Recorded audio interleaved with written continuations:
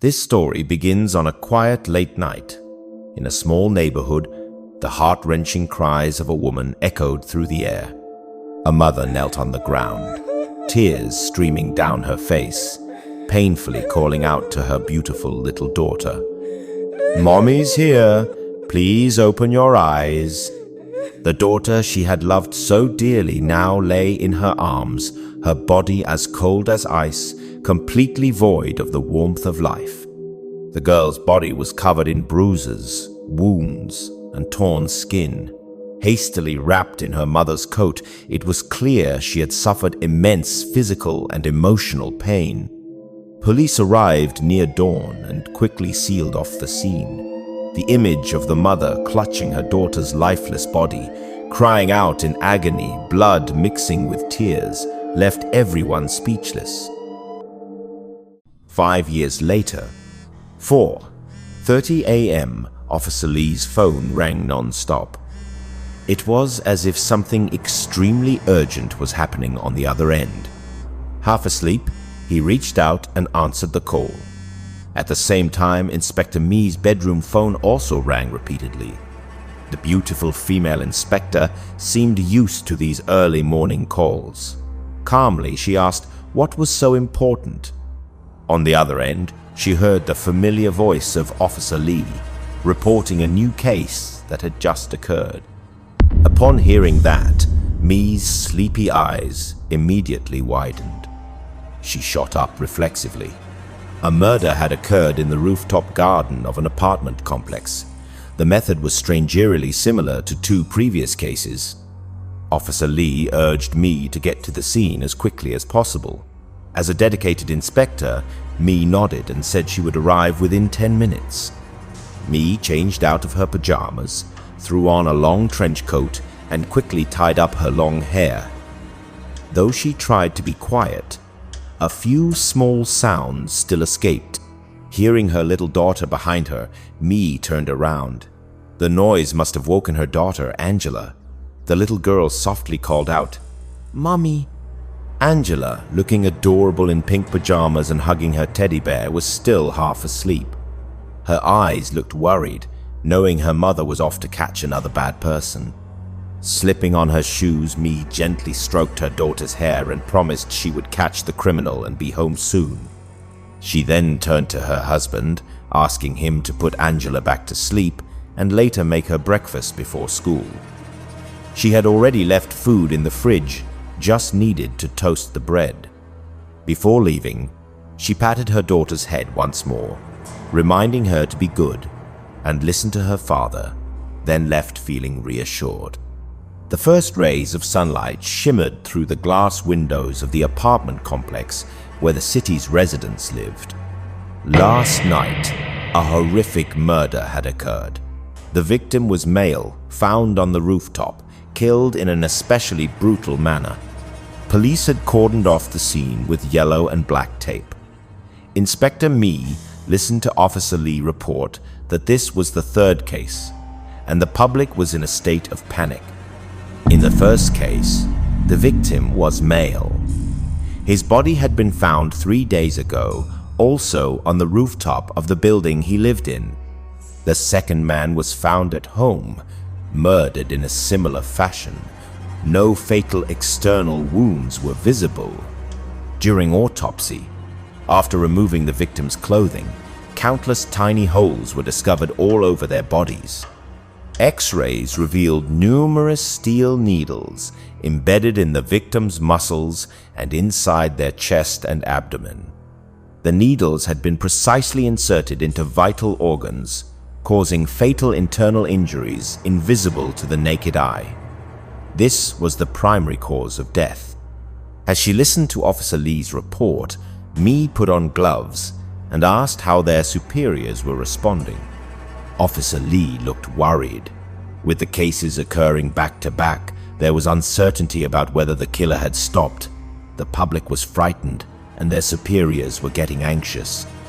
Under heavy public pressure, more officers had been deployed to tighten security.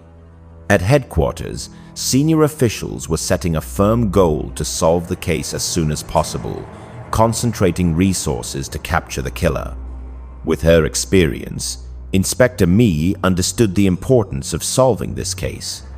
However, the clues so far were a tangled mess, leading nowhere definitive. She carefully examined the body. Something about the wounds triggered a vague memory in her, but she couldn't quite place it. Suddenly, Officer Lee's phone rang urgently again. The call was from headquarters. He quickly picked it up. The voice on the line reported that another case had just occurred. In less than 12 hours, the killer had struck again, bringing the total to 4 victims. However, what shocked everyone was that someone had confessed to committing the murders. After the call, everyone was summoned back to the police station to interrogate the suspect. They were all eager for answers to the string of murders they had struggled to solve. At the police station, the atmosphere was already tense, now thick with anticipation. Everyone anxiously awaited the killer's confession. Inspector Mee looked into the interrogation room. The suspect was a petite, middle-aged woman who appeared frail, but her eyes glinted with a chilling sharpness. According to Officer Lee, the 4th victim had died in a slightly different manner. The main cause of death was a deep slash across the neck. According to the forensic expert, such a forceful cut could only have been made from behind. Inspector Mee was very surprised. The victim was clearly a tall and well-built man. To overpower him from behind would require significant strength. Looking into the interrogation room, she found it even harder to believe that the small woman could have had the physical strength to carry out such an act. Officer Lee added that the suspect claimed she acted alone in all 4 cases, without any accomplices. Mee widened her eyes. Could there be something hidden behind all this? It was almost impossible for a middle-aged woman to overpower 4 grown men. Carrying her doubts, she stepped into the interrogation room. Sitting face to face with the suspect, Officer Lee looked at the woman in front of him and gently urged her to tell the truth. In an icy voice, she slowly asked, "This morning, did you find the body of a 19-year-old named Pam who died at 2 a.m. on the rooftop of the apartment building?" Sweat broke out on Officer Lee's forehead. The information she provided was completely accurate. It was as if she were indeed the killer. With the same emotionless, chilling tone, she continued to speak about the 2 earlier incidents. Everything she said, the victims, the time of death, the locations, was completely accurate, even though none of this information had been made public. Inspector Mee remained calm.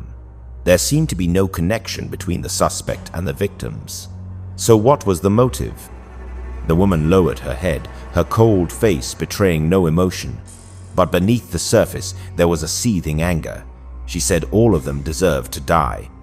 At this point, Mee could no longer stay calm. She didn't believe for a second that this woman was the true killer. She was definitely covering for someone else. The woman suddenly gave a bitter smile. In a soft voice, she said there was no need to hide anything, and she wasn't taking the blame for anyone. However, if one looked closely, behind her smile, a few tears had begun to well up in her eyes, just enough that no one else would notice. She said that, from that night onward, there was no one left in the world worth sacrificing herself for anymore. That fateful night had changed, and would continue to change the lives of many people. A night when a mother's heart shattered into pieces, never to be mended again. A night when a mother's choked cries of grief blended with the wails of police sirens. Hearing this, a glimmer of light flashed in Mee's eyes. A fragment of memory from her career as a police officer suddenly flickered in her mind. Mee gradually regained her composure. Let's assume she was telling the truth. Then, how exactly did she carry out the murders? Officer Lee pulled out a notepad to record the statement, waiting for her answer to the question, How did a frail woman manage to kill not just one, but 4 tall, strong men? The middle-aged woman gave a mysterious smile. If it was about how she committed the murders, she had used a very simple method. Inspector Mee and Officer Lee were beginning to lose their patience. This had to be the key to the case, the method the killer used. Mee urged the woman to tell the truth. Her voice rose with an eeriness that sent chills down everyone's spine. The answer shocked them all. She used a curse. Time seemed to freeze in the interrogation room. Everyone stood in stunned silence, unable to believe what they'd just heard. A curse? The interrogation continued for several more hours. They questioned her extensively about her relationship with the victims and how she had supposedly cast a curse on them. But she only admitted to the murders and remained silent on everything else. By the end of the session, after the interrogation concluded, Mee sighed and announced that the woman would be held in custody, awaiting a formal trial date. The woman offered no further defense. She looked at Mie and smiled a smile that felt strangely familiar. Then she softly said, just loud enough for Mie to hear, "You look like you've lost weight." That evening, the police station was still brightly lit. Everyone was busy wrapping up the investigation. Officer Lee lit a cigarette. It felt like the day's work was only just beginning. Even though the suspect had been arrested, he remained highly skeptical of her eerie testimony. He turned to ask Inspector Mee if she felt the same. Mee hesitated. She still couldn't reach any conclusions. They decided to visit the woman's residence to gather more evidence. Mee couldn't stop thinking about the last thing the woman said to her after the interrogation. "You look like you've lost weight." Had they met before? Mee kept thinking, rummaging through fragments of her memory. A life filled with hundreds of criminal cases made it difficult to pinpoint when or how she had encountered this woman before. According to residential records, the police quickly located the woman's apartment. They hoped to uncover new clues to verify her statements. When the door swung open, the scene inside left everyone stunsome, even visibly frightened. Hanging from the woman's ceiling were 5 straw dolls, each pierced by countless sharp needles. Looking around the apartment, Inspector Mee was drawn to a small, lit room with a slightly open door. Mee pushed the door open. From the arrangement and furnishings, she guessed it was a child's room. What caught her attention was a portrait on the table. In the photo was a little girl. Could it be that this woman had a daughter? If there was a daughter, then where was she now? With that question in mind, Mee stepped closer to examine the photo carefully. The picture frame was old. In it was a girl with a radiant smile wearing a junior high school uniform. "Oh my God," Mee exclaimed. A fragment of memory surfaced. It was that girl, the one brutally murdered 5 years ago. That year, a high school girl was found dead in a narrow alley. Her body was naked, and the one who discovered the body was the girl's mother. No one could forget the heart-wrenching screams that pierced the night. The girl was a victim of school bullying. She had been tormented and abused by a female student from the same school for a long time. That fatal night, the bully lured the girl to a small alley near her home. The perpetrator also enlisted 4 other thugs. They beat her and raped her. After the group had brutally attacked her, still unsatisfied, the female student grabbed a baseball bat, intending to teach her a lesson. The bully's cruel eyes gleamed with bloodthirsty delight. Seeing the girl's pathetic state, she laughed with sadistic pleasure. In her desperation, the girl could only cry and beg for mercy, hoping the bully would take pity and spare her. But ignoring the pitiful pleas, The bully relentlessly struck the girl with blow after blow. In the end, the girl was beaten to death, carrying with her an overwhelming sense of fear and panic. At that time, Mee was an ordinary detective. Pregnant at the time, she requested a transfer to the city police department to be closer to home.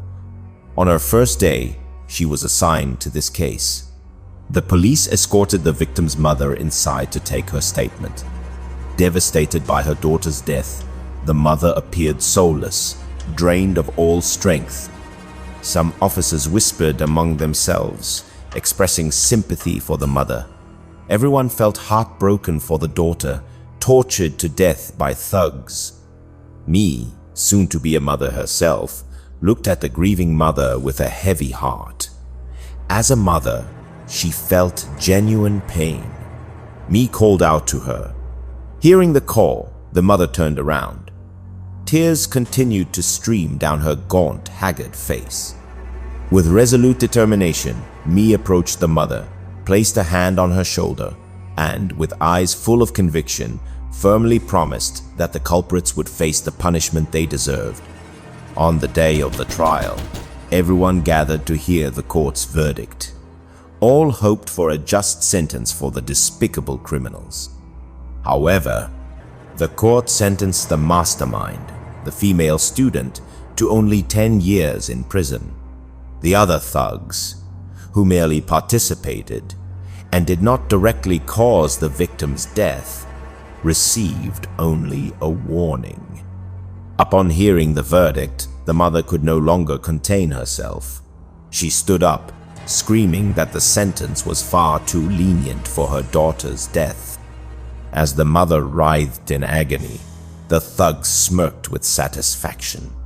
The law's leniency had allowed these heartless criminals to escape the punishment they deserved. The news of the trial was widely broadcast on television. Everyone who heard it felt outraged by the law's shortcomings. At that time, Mee had just given birth. Lying in the hospital, she watched the news anchor report on the verdict, her heart filled with sorrow. The case of the murdered schoolgirl was officially closed. The 4 accomplices received suspended sentences, while the mastermind was sentenced to 10 years. Since then, there was no further news about the mother. After recalling the past events, Mee looked around the room. She was surprised that, even after 5 years, it seemed the mother had kept her daughter's room untouched. Back at the police station, Mee spread out photos of the 4 victims' bodies on the table. As expected, they were all the thugs from that year. The motive for the killings must have been revenge. She remembered how she had once promised the mother that the culprits would face justice. But in the end, Mee sighed.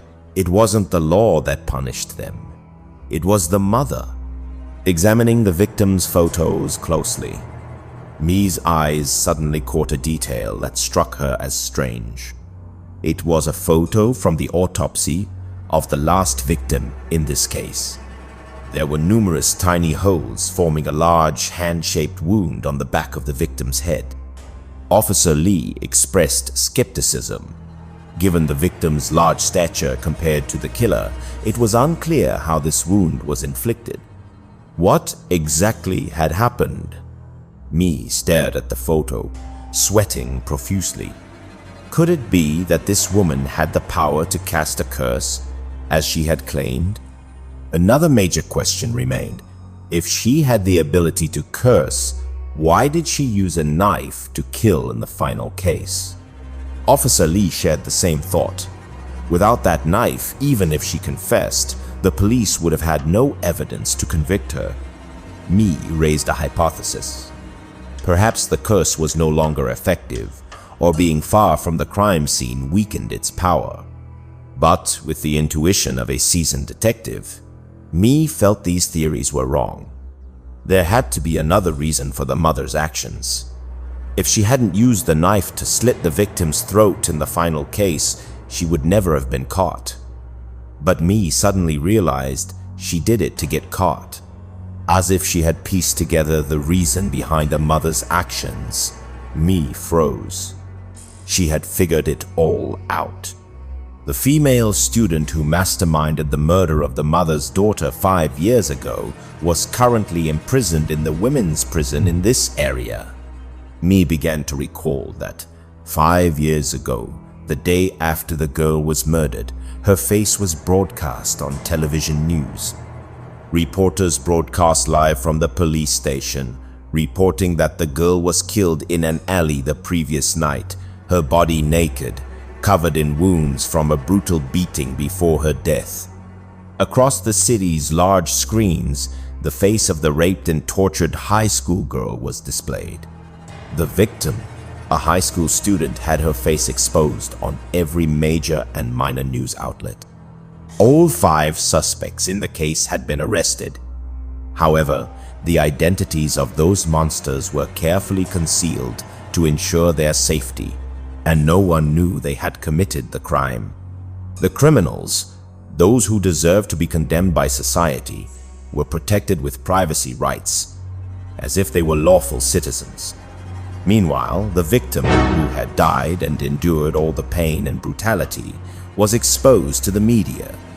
The victim had been raped before her death, and publicly revealing her identity was utterly unfair. She didn't deserve that. A spark flashed through Mie's mind. The mother had indeed cast a curse, and it had truly worked.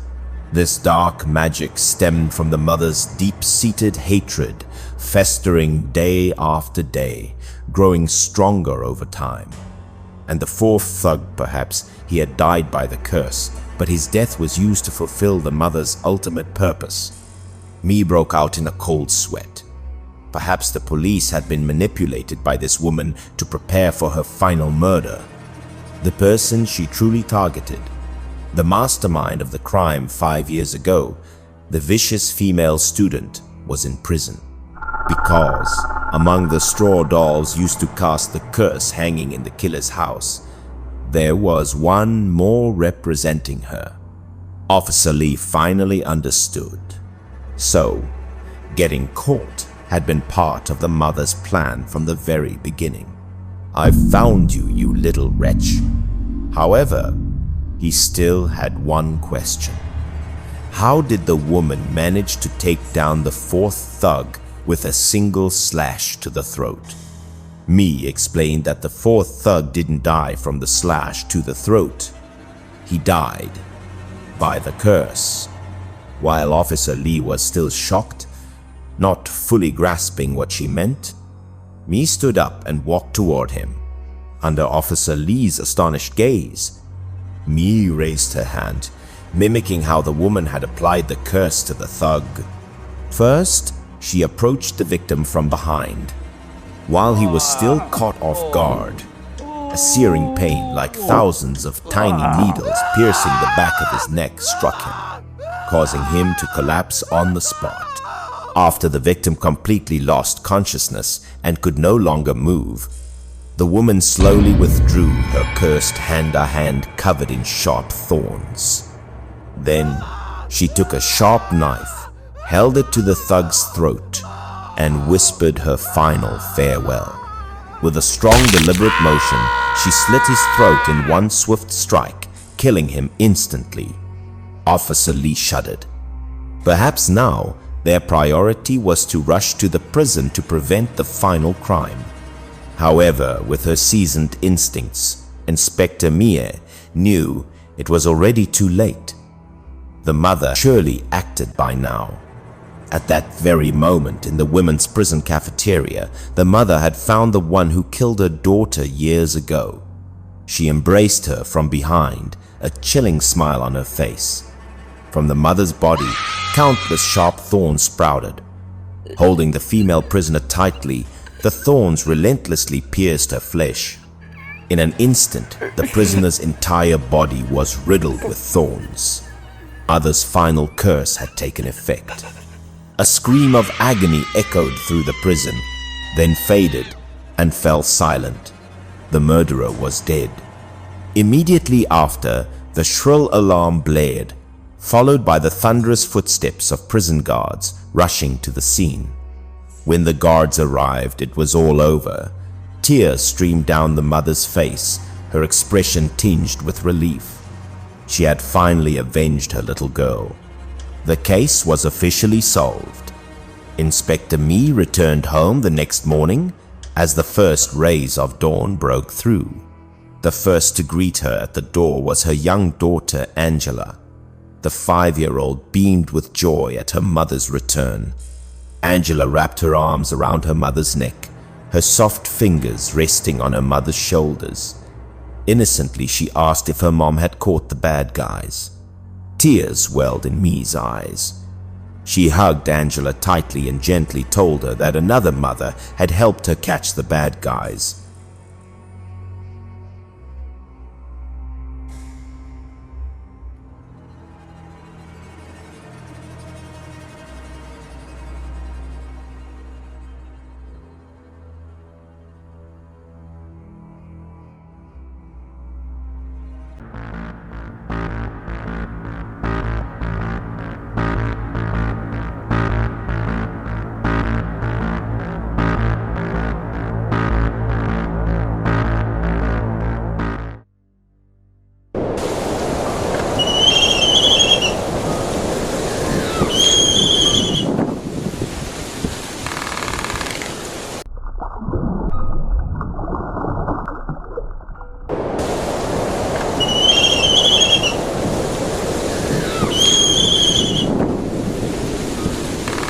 This bizarre story happened to two friends named Jong and Lee. They rented an apartment together to share living expenses. Jong was messy by nature. He often dumped leftover food into the toilet. One day, when Lee was about to use the restroom, he opened the toilet lid and found it completely clogged with smelly food waste. Lee was extremely upset and immediately went outside to confront Jong. Seeing Lee's irritated expression, Jong nonchalantly replied that if the toilet was clogged, he should just find a pipe to unclog it. Lee pointed at the trash can nearby and nearly shouted in Jong's face, "Can't you just throw your leftovers in the trash?" This wasn't the first time the toilet had been blocked, but Jong remained indifferent, waving his hand as if shooing away a fly.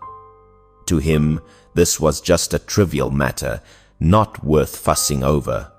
With that, Jong casually picked up a container of leftover food still sitting on the table. The trash can next to him had its lid open as if waiting for the garbage, but Jong didn't even glance at it.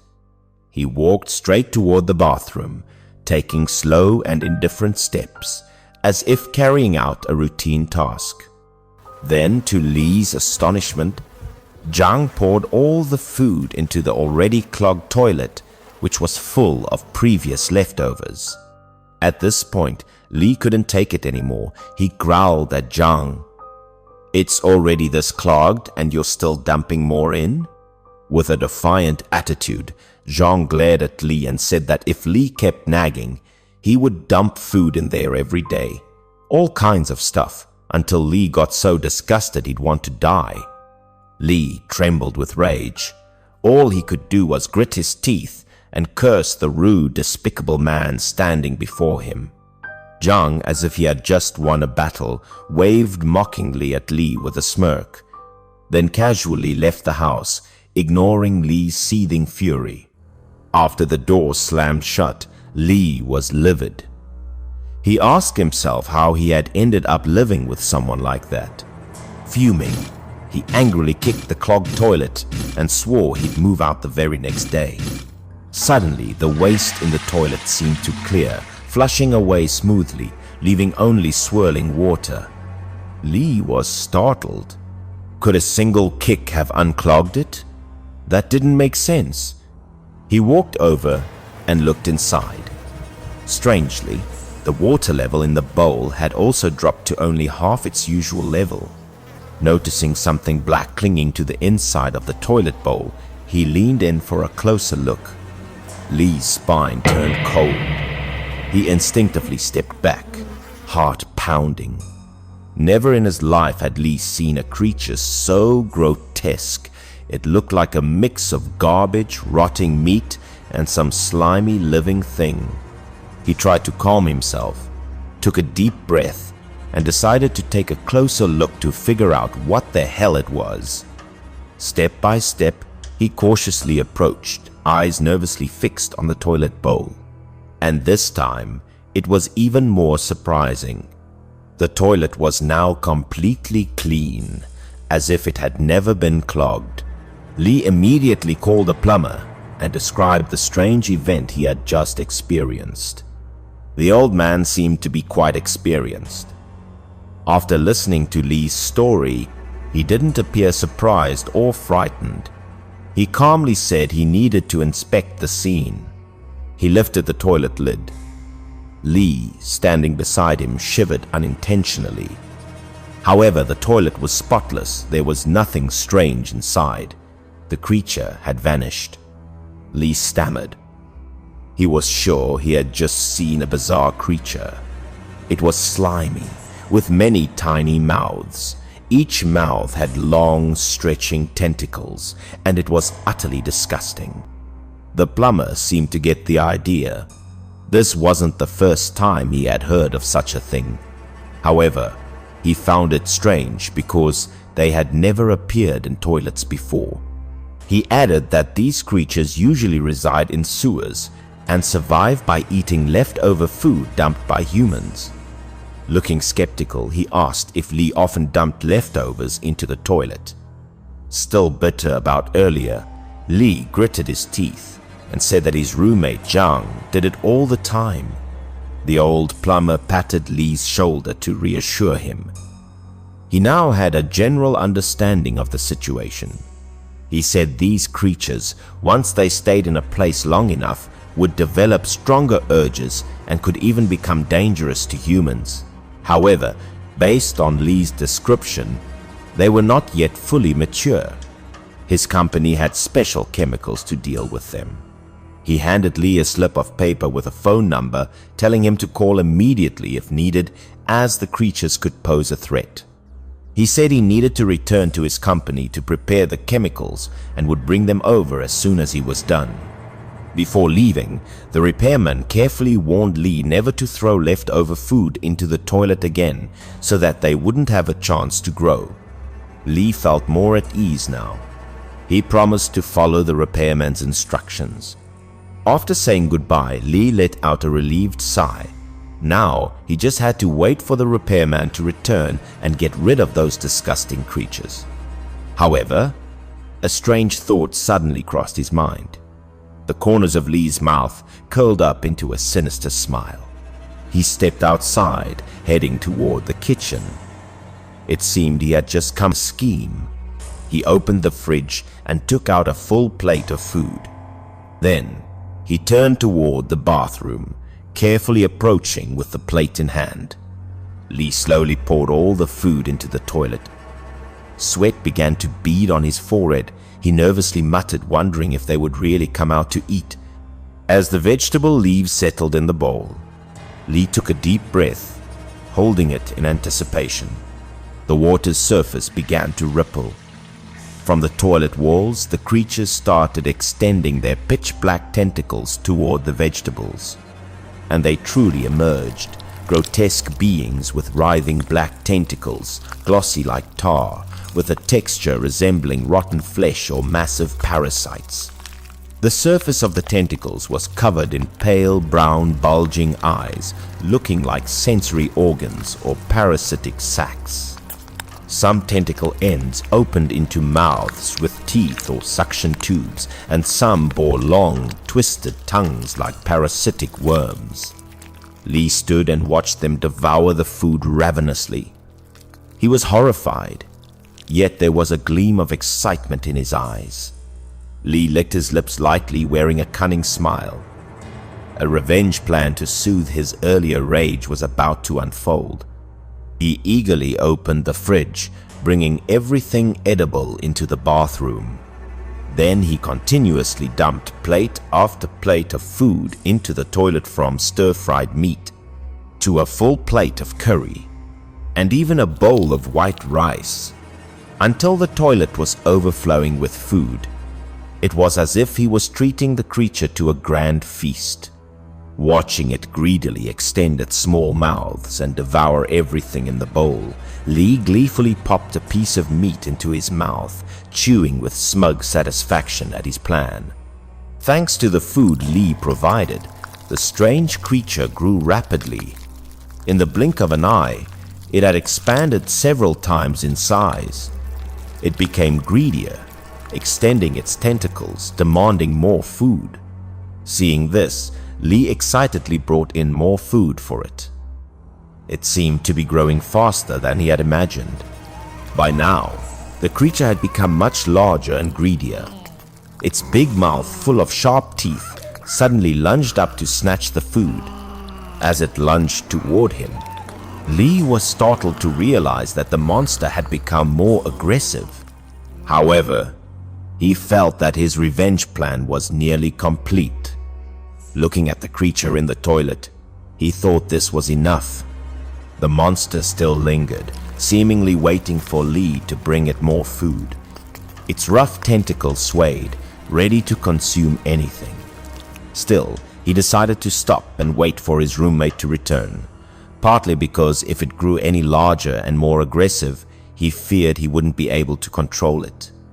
Then Lee closed the toilet lid, locking it inside. With the lid shut, it looked perfectly harmless. After finishing everything, Lee smirked.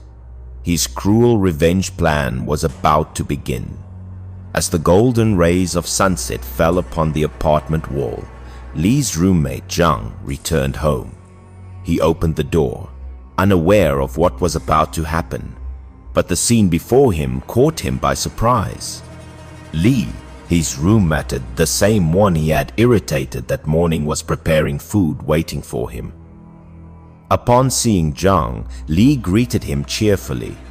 Then he warmly handed over a prepared food box to Zhang, apologizing for being a bit hot-tempered that morning and saying he wanted to make up for it with some braised ribs, Zhang's favorite. Zhang seemed to find it hard to believe. Lee even added that Zhang should eat it and not throw it into the toilet again. True to his rude nature, Zhang not only failed to appreciate Lee's kindness, but deliberately took the food box to the bathroom, intending to dump it there just to provoke Lee further. At that moment, Zhang had fallen into Lee's trap. He reached out to lift the toilet lid, preparing to dump the food. Zhang's jaw dropped, and his eyes widened in horror at the sight before him. From the toilet, a horrifying, slimy monster lunged out. It opened its massive mouth filled with sharp teeth and bit into Zhang. The monster clung tightly to Zhang. His face and body were covered in slimy black tentacles, as if he were about to be devoured. Zhang screamed in panic. Lee stood at the bathroom door, immensely satisfied with the scene before him. He curled his lips into a sneer, relishing the fate of the rude one. Ignoring Zhang's agonized screams, Lee coldly turned away, not forgetting to pull the door shut behind him. He finally felt a weight lift from his chest. Zhang writhed in pain, continuously screaming. The black, slimy tentacles, covered in spikes and pustules, wrapped around almost his entire body.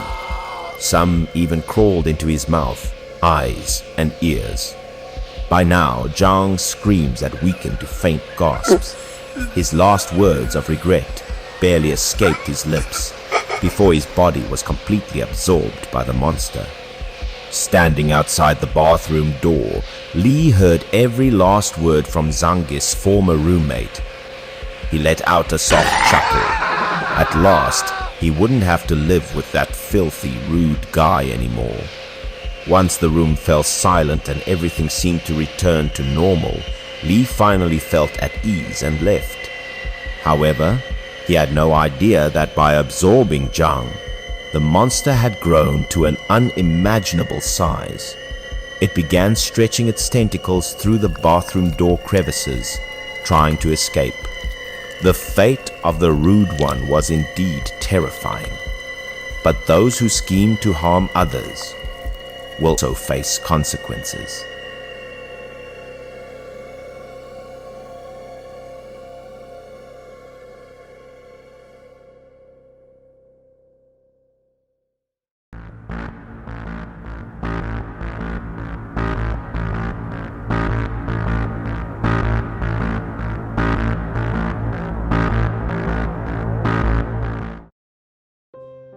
This terrifying story happened to a young, unemployed man named Peter. He was heavily addicted to smoking and spent all day lying around in his room, refusing to find a new job. That day, his roommate John brought his girlfriend over to hang out. As soon as they stepped inside, they were hit with a strong smell of cigarette smoke. John scolded Peter, asking why he kept smoking so freely in their shared living space. John told Peter to be more considerate and to smoke in his own room. However, Peter argued that the living room was a place for relaxation. He smoked while watching movies, claiming it was his personal right.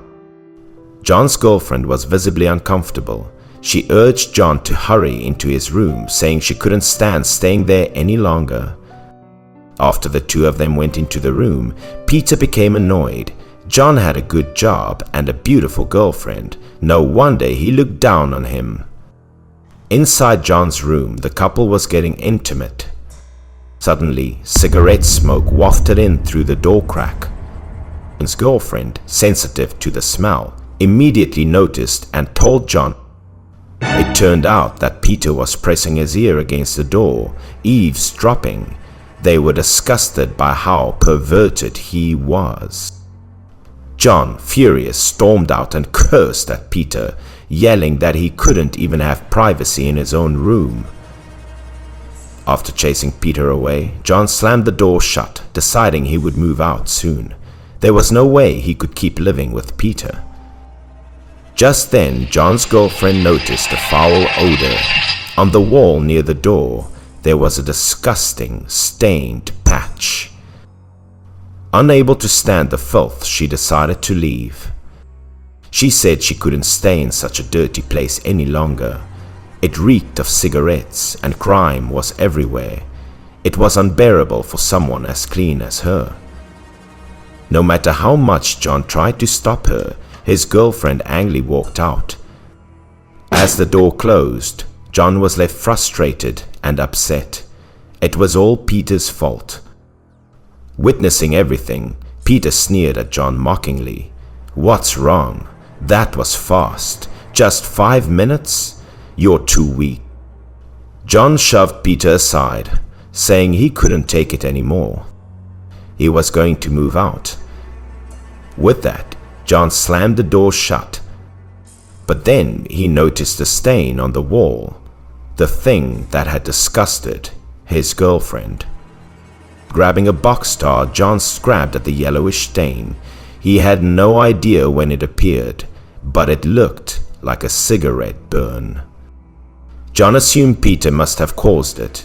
A filthy guy like him was impossible to live with. However, just as he was about to scrape it off, John was shocked. From the stain, a small wriggling creature emerged, stuck to the wall like a fungus. John had never seen anything so bizarre. It was no longer just a stain. It was a grotesque mushroom growing out of the wall. The fungus dropped to the floor, leaving John stunned. Instinctively, John stomped on it in disgust. But to his horror, a revolting stench filled the air, forcing him to cover his nose. Then John realized something. The creature seemed to be attracted to cigarette smoke. This gave him an idea for revenge. He walked into the living room where Peter usually sat. There were cigarette butts everywhere, and the ashtray was surrounded by the same stains he had seen in his room. John picked up a still burning cigarette to test his theory. He held the smoke near one of the stains, suspecting that another creature was inside. Immediately, the smoke was sucked into the stain. John's guess was right. The creatures were addicted to cigarette smoke. Watching the cigarette burn, John came up with a way to teach Peter a lesson. He went out, bought a pack of cigarettes, and then knocked on Peter's door. Peter, about to go to sleep, was annoyed at being disturbed. John entered with a friendly smile, offering Peter the pack as an apology for their earlier argument. Peter, seeing John being considerate for once, happily accepted it. He immediately lit one up and took a deep drag. Watching this made John's skin crawl. It was disgusting. Suddenly, Peter began coughing violently. He realized something was wrong. It felt like something was crawling in his throat. Knowing he had been pranked, Peter lunged at John, but John kicked him hard, sending him sprawling to the floor. To John's horror, something started emerging from Peter's mouth. It looked exactly like the parasite mushroom John had stomped on earlier. John admitted that he had put one of the creatures inside the cigarette. This was the punishment Peter deserved. John continued to berate Peter for his filthiness and for invading others' privacy. But then, Peter let out a strange, eerie laugh. He smirked and called John naive. The parasites, they were his creation. With that, Peter removed his shirt. His body was covered in stains, just like the ones on the walls. John was horrified. Could it be that Peter's entire body was home to these monstrous parasites? It was terrifying. Peter's skin was littered with stains, the tests of the grotesque parasites. Peter looked at John and whispered, "Anyone who knows my secret never has a happy ending."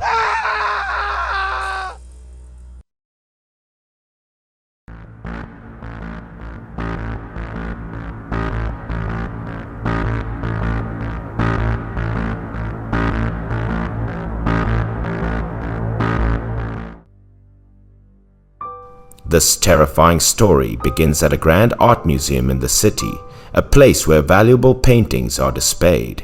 In the exhibition room of the most renowned artist of the time, visitors were gathered admiring his masterpieces. At the center of the room, a young man deeply engrossed kept praising the artist's astonishingly lifelike paintings. However, in the corner of the room, a peculiar man spoke in a low voice, claiming that all the paintings there were fakes. The young man and the crowd turned toward the strange man, eyeing him suspiciously, assuming he was just talking nonsense. Yet with unwavering confidence, the man reassured that all of the famous artist's paintings in this room were counterfeits. The young man was deeply skeptical. He questioned whether the man had any expertise in authentication to make such a bold claim. With an air of certainty, the man stated that original paintings by the great artist always had a strong metallic scent. He added that original works did not require protective materials like glass frames, yet could endure for decades without fading. Someone approached the painting and sniffed it. Indeed, the painting completely lacked the characteristics the man had described. The young man was fully convinced. He felt disappointed, thinking he had hoped to find a master's today, but it now seemed like a waste of time. However, a daring thought suddenly flashed through his mind. He eagerly walked up to the man in the hat, assuming he must be a fan of the artist since he had studied the painting so thoroughly. Without any hesitation, the man admitted that he was fascinated by the paintings, so he had carefully studied the artist's techniques. Suddenly, a hint of disappointment crossed his face. With a sigh, he revealed that he had come to the exhibition hoping to find more paintings to add to his collection. The young man was visibly excited and asked if the man had any additional information about the paintings, as he was interested in purchasing a few. The man handed over a business card, introducing himself as a collector specializing in works by the famous artists. If the young man needed anything, he could reach out. The young man eagerly took the card and said he had time today. He wanted to see some original paintings and hoped to have the opportunity to admire the man's collection. The man agreed, much to the young man's delight. At least his trip today wouldn't be entirely in vain. By the afternoon, he followed the address on the business card and arrived at a lavish mansion. Inside a grand room, the walls were covered with paintings. The man explained that he had studied the artist's techniques and replicated them himself. He pointed to one painting and proudly claimed that the artist himself had personally guided him in recreating it. The young man couldn't hide his admiration. The replica was astonishingly realistic. Down to the finest detail, he marveled at the painting, remarking that it was indistinguishable from the original. As he spoke, he reached out to touch it. However, before he could lay a finger on it, the man behind him suddenly shouted, forbidding him from touching it. Startled, the young man turned around. Seeing the man's irritated expression, he stammered, asking why it was such a big deal. Realizing he had overreacted, the man quickly tried to dismiss any suspicion by saying it was nothing serious. Lowering his head, he added that since these were just puppets, they held no real value. He then pointed to a room in the back, explaining that the original paintings were stored in there. The young man was overjoyed and asked if he could take a look inside. The man didn't refuse and told him to wait while he went to get the key. He then turned and left. The moment he disappeared, the young man revealed his true intentions. In reality, he was a professional art thief. He had come here today to make a lucrative score. He reached into his pocket and took out a tool he had prepared. It was a master key of his own design, capable of unlocking any lock. In the blink of an eye, he had unlocked the room. He pushed the door open and stepped inside. He couldn't believe his eyes. There were so many paintings. He quickly rushed forward. This was an opportunity beyond his wildest dreams. Gazing at the walls lined with paintings, each and every one an authentic original, he was ecstatic. This was a jackpot. As he was taking the paintings down, he suddenly heard a faint, desperate whisper. Someone was calling for help. He swiftly turned around and softly asked who was speaking. However, he saw no one. Yet the raspy whisper continued. Listening closely, he realized the sound was coming from an iron door in the corner of the room. The door wasn't locked, so he opened it and stepped inside. The room appeared to be nothing more than a simple art studio. However, in the center of the room stood a large easel. It seemed to hold an unfinished painting. Curious, he stepped closer to see what was being painted. Within the painting was a human figure in an extremely unnatural pose. The whispering sound emanated from the painting. He leaned in to get a better look, assuming it was a sculpture. Suddenly, the figure in the painting moved, letting out a weak, raspy plea for help. At that moment, he screamed in horror. The person in the painting was none other than the renowned artist himself. Just then, the door to the room burst open, and the man outside shouted that he had caught an intruder. Flashback to earlier, when he and the young man had been chatting and he had left to fetch the key. As he turned to leave, both of them harbored their own hidden intentions. The man smirked sinisterly. Another victim had walked right in. His collection was about to gain another painting. He unlocked the door and stepped into the room. As he walked, he relished the thought it had been a long time since he last created a new painting. Today was indeed a lucky day. Looking at the scattered materials in the room, he wondered what medium he should use for the young man's painting. Reaching for his keying, he smugly thought that before turning him into a painting, he would let him choose the medium himself. Suddenly, a terrified scream jolted him. It seemed the young man had discovered something. He immediately dashed to the room. Throwing open the iron door, he saw the young man standing there. His secret was out. The painting of the artist had fallen to the ground. Rotten flesh splattered everywhere. The man clutched his head in rage, furious that the masterpiece he had spent so much effort creating was being destroyed. Now that he understood the horrific truth behind these paintings, the young man was utterly horrified. They had been made using real people. The man bent down and picked up the painting. He declared that the key to his masterpieces was transferring living beings onto the canvas. He had spent years researching and even begged artists to teach him the technique. And in the end, to honor the artist, he had decided to turn him into the most important masterpiece of his life. He had invested immense time and effort in capturing the artist on canvas, and now someone had dared to ruin it. He then turned back and said that initially he had planned to turn the young man into a painting, but now he simply wanted him dead. As soon as he finished speaking, he lunged forward, grabbing the young man's throat. Caught off guard, the young man couldn't react in time. Within moments, he struggled to breathe. The man sneered, a cruel grin spreading across his face. The young man flailed his arms, desperately searching for something to fight back with. His hand finally grasped onto something. Instinctively, he grabbed it and lifted it. Using all his strength, he swung it forcefully at the deranged man. It turned out to be a painting. The man was instantly sucked into it. Blood gushed out as his body was slowly pulled into the painting, creating a horrifying scene. The young man smirked in triumph of what he was like to become a painting. The young man smirked in triumph. Eating someone like him wasn't easy. Now the man would finally experience what it was like to become a painting. Once the man was completely absorbed into the canvas, the young man stepped closer and flipped it over. Inside the painting were both the renowned artist and the twisted imitator. It was truly a masterpiece. He pondered that this painting could undoubtedly be sold for a fortune. However, just before the man was fully transformed, a sinister smile slowly spread across his lips. The young man stood there grinning in satisfaction. This was the perfect fate for two twisted individuals who used people to create art. From within the painting, black tendrils slithered out, tapping around him and dragging him inside.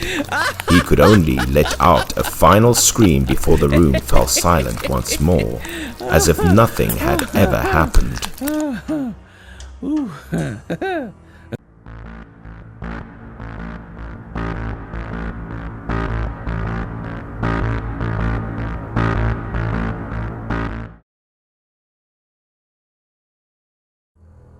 This terrifying story happened to a young man named Alex, who had just experienced the most horrifying ordeal of his life.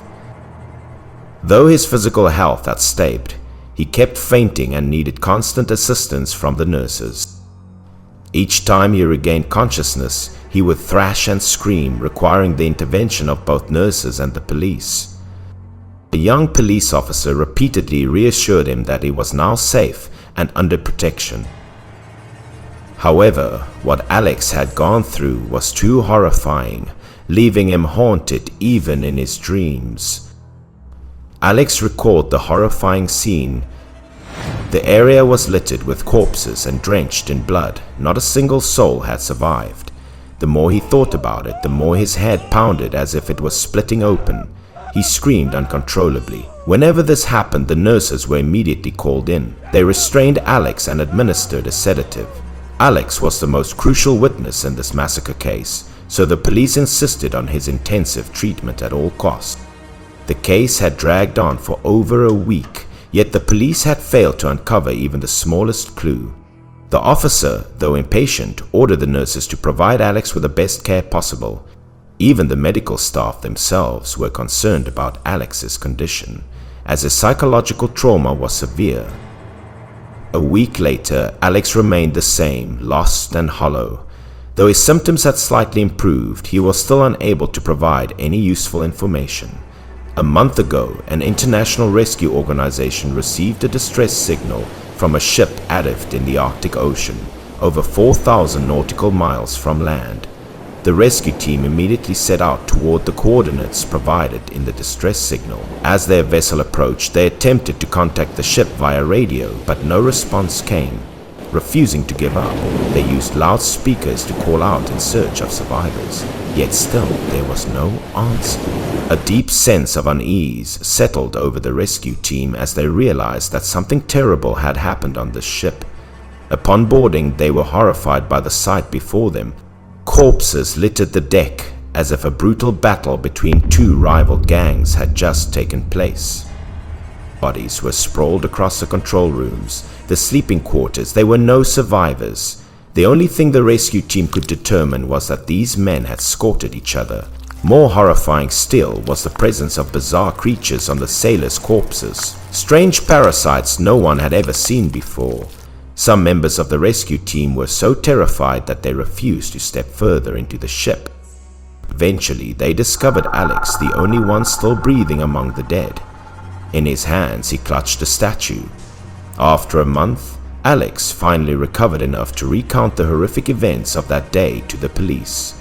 He struggled to piece together the fragments of his terrifying memories, unable to comprehend why he was the sole survivor. The officer reassured him, telling Alex that he had been through immense trauma and shouldn't force himself to remember too quickly. Indeed, Alex could only recall fragments at a time. The harder he tried to remember, the more exhausted he felt. In his confusion, he felt as if he was suffocating, suffering from relentless fevers, both great and small. Alex tried to recall everything had begun when his ship docked at a small island. There, the crew engaged in trade and took on a special passenger. He was an American man who introduced himself as Adam, a marine biologist. Adam was open and friendly, quickly bonding with the crew. He always carried an old black suitcase, never letting it out of his sight, not even for a second. Some of the sailors, curious, joked about whether it was stuffed with money. For the first few days after Adam boarded, everything seemed normal. However, as the ship neared its intended route, work became more demanding and the crew paid less attention to him. Just days later, the entire crew, including me, began experiencing severe headaches. Some felt an unusual exhaustion, while others started suffering from insomnia. As for Alex, besides the agonizing headaches, he also experienced bizarre auditory hallucinations. He frequently heard eerie whispers echoing in his ears, even though the surroundings were completely silent. As night fell, the hallucinations became more vivid and disturbing. The sailors also began complaining about strange dreams, as if something from the depths of the sea was calling them. No one could explain what was happening, but everyone sensed that something was terribly wrong with the ship. In those dreams, Alex clearly saw a grotesque creature oozing slime all over the ship's interior. It resembled a massive octopus with long rhythmized by it, unable to move or react. When he awoke from those nightmares, everything felt disturbingly real. A strange heaviness weighed down his body, unlike anything he had ever felt before. Alex stepped out of his bedroom, intending to get a drink of water to clear his headache. As he passed by Adam's room, he accidentally noticed a faint light seeping through the crack in the door. Curious, he peeked through the gap and saw a scene that sent shivers down his spine. Ancient symbols were plastered all over the walls, seemingly part of some kind of old ritual. Looking closer, Alex found them difficult to decipher. He speculated that Adam might be a monk or priest of some obscure cult. Alex also discovered the secret inside Adam's suitcase, an idol.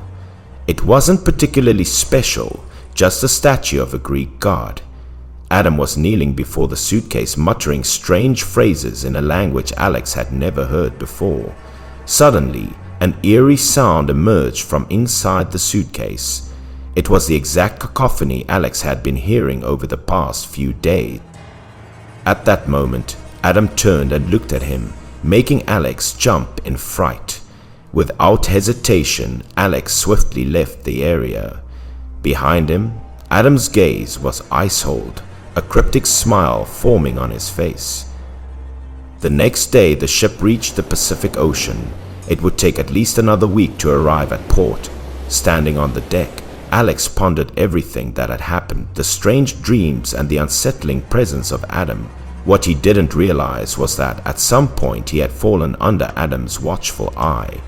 Adam suddenly appeared behind him and greeted him. However, Alex knew that Adam was hiding something, and it was likely that he had stumbled upon something significant enough to attract Adam's attention. Alex firmly believed that the strange occurrences among the crew only started after Adam's arrival. Out in the vast, endless ocean, If something were to go wrong, escaping would be nearly impossible. Drawing from his years of experience at sea, Alex became more cautious around Adam. Yet he still mustered the courage to approach him in search of more infallibility. Alex bluntly asked Adam if he had heard the strange sounds as well. The noise was never clear, and at times Alex had mistaken it for dolphin calls. But of course that wasn't the case. The sounds brought an indescribable headache to both him and the others. When asked, Adam remained completely calm. He simply said that it was the will of the gods and that soon the gods would reveal themselves. Adam then asked Alex if he would like to enter the world of the gods, calling it an opportunity that not all mortals could obtain. Alex found Adam's words baffling. Was this man just an overzealous religious fanatic? Adam chuckled upon seeing Alex's doubtful expression. He then stated that the whispers of dolphins were nothing compared to the voices of the gods. When the gateway to the divine realm opened, everything would become clear. The more Alex listened, the more he thought Adam sounded like a madman. Suddenly, Adam turned serious. He said that those who entered the realm of the gods would gain everything. Even the language of dolphins, since it was created by the gods, could be understood easily. However, Adam's voice suddenly dropped, and he said that nothing would come without a price. Alex grew intrigued. Though Adam spoke in riddles, his words were undeniably captivating. Adam claimed that greed and human conflict were exactly what the gods desired. Sacrifice was a crucial step in opening the gateway to the divine realm. The more Adam spoke, the more his madness showed. He burst into laughter, then declared that Alex was chosen to be the keeper of the gate. The more Alex listened, the less he understood what Adam was talking about. Suddenly, a hand landed on his shoulder. A fellow crew member told him it was time to get back to work, no slacking off. But that was just an excuse. His friend had intentionally pulled him away from Adam, sensing that the man was dangerous. He warned Alex that there was something unclean on the ship. Hearing this, Alex was even more surprised. He wasn't the only one who had felt uneasy. Perhaps the entire crew had experienced it. Determined to find out the truth, Alex and his friend began questioning the other crew members. They all reported experiencing not only headaches, but also hearing strange, unsettling, clattering noises. However, Alex's friend claimed that he had heard clear voices, whispering directly into his ears and even in his dreams. The voice had called itself Master and spoke of opening the Blood Gate.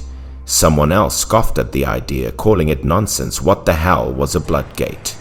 At this point, Alex was utterly confused.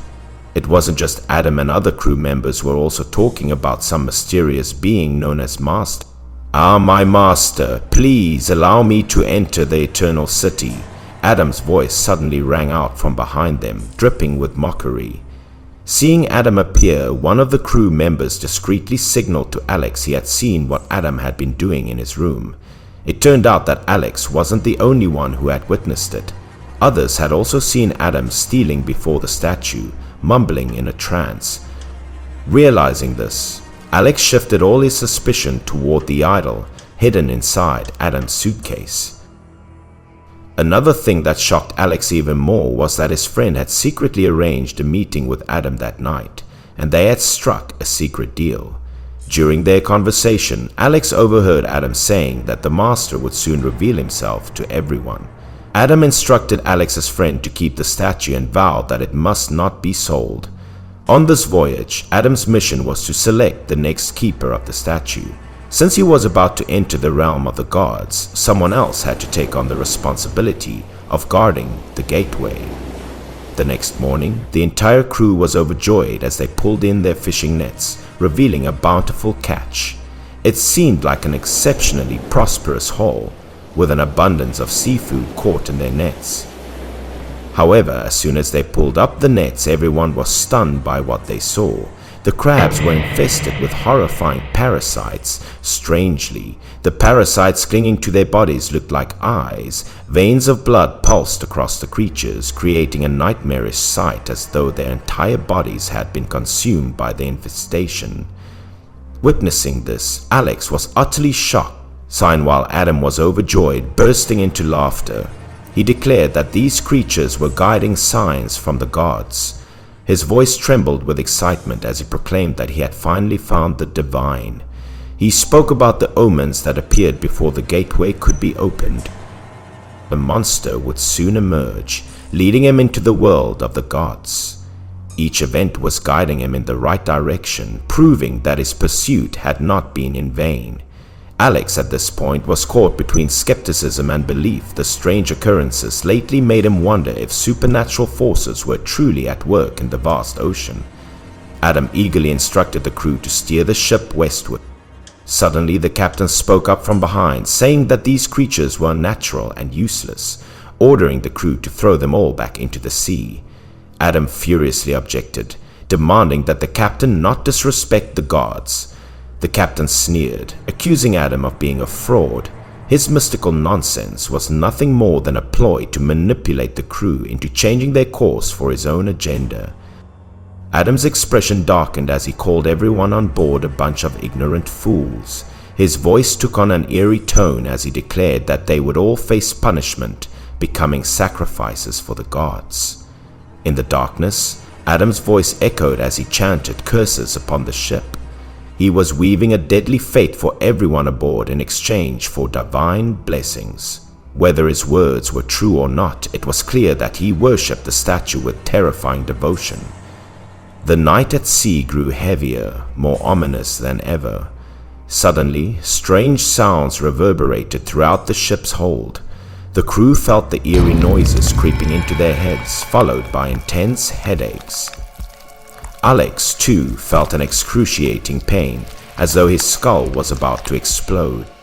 Even more terrifying, Alex's friend suddenly started laughing maniacally. He grabbed a knife and lunged at the others, attacking them like a puppet controlled by unseen hands. Chaos erupted as the crew members descended into madness, turning on each other in a frenzied bloodbath. Their attacks were shockingly brutal, filled with the surliest savagery. They spoke deliriously about sacrifices, claiming they were clearing the way for the gods to arrive. Adam declared that the gods were coming and the world needed to be purified.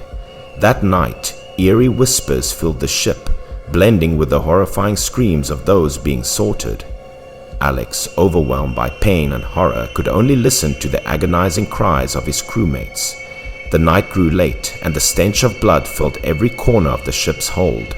The surviving crew grabbed whatever weapons they could find. They attacked anything that moved, slaughtering anyone who appeared before them. Within a single night, blood flooded the ship's deck, bodies scattered everywhere. Those who remained turned on each other, fighting to the death. Alex witnessed everything, his entire body overcome with terror. One by one, every crew member perished. Alex was paralyzed with fear, trapped in the nightmare. He fled to a corner of the ship, trying to hide, but the strange, unholy noises continued to echo in his mind. He fought against the pain, struggling to keep himself calm. After a moment, he suddenly remembered Adam. This was all his doing. Determined, Alex rushed to find him. But Adam was cunning. He had locked himself inside the control room, barricading the door. Fortunately, Alex managed to track him down. Adam, grinning smugly, told Alex that they only needed to wait. The miracle was about to happen. The gods had heard his call. Soon they would arrive. The stench of blood and death was the perfect offering. Hearing this, Alex could only scream in helpless rage. It was all because of that wretched man. He pounded on the door, shouting in fury. Inside, Adam was ecstatic. He had been waiting for this day for a long time. Suddenly, something massive emerged beneath the ship. Alex felt a horrifying realization. Something monstrous was here, right on the ship. The vessel began to rock violently, but an invisible force had seized it. Huge tentacles began to rise from beneath the water, reaching toward the ship's hull. Alex was petrified. Could it be real? The giant sea monster? It was the same octopus he had seen in his dreams. The enormous creature coiled around the entire ship. Its massive tentacles crashed against the ship's sides, as if trying to drag it into the depths. Adam laughed maniacally, declaring that the moment had arrived the gods would take him to the world he had always longed for. Then, without hesitation, he leaped into the sea. right toward the monstrous tentacles. Alex was thrown overboard, his body frozen stiff, unable to move. In the ice-whole water he felt an unbearable pain from the monstrous sound resonating all around him. He saw the creature clearly now. It was even larger than in his dreams. Yet, for some unknown reason, Alex survived. He was the only survivor among the more than 100 crew members aboard, while Adam had vanished without a trace. That night, 2 police officers discussed the case, suspecting that Alex might have been the one who killed the entire crew and fabricated the story. Others found the statue eerie, but Alex's account was just as bizarre. Suddenly, one of the officers heard a strange noise, a sound so intense that it felt like his skull was about to split open. The investigating officer felt the same sensation. Then, in shock, he realized the terrifying truth. Outside, piercing screams were echoing through the night.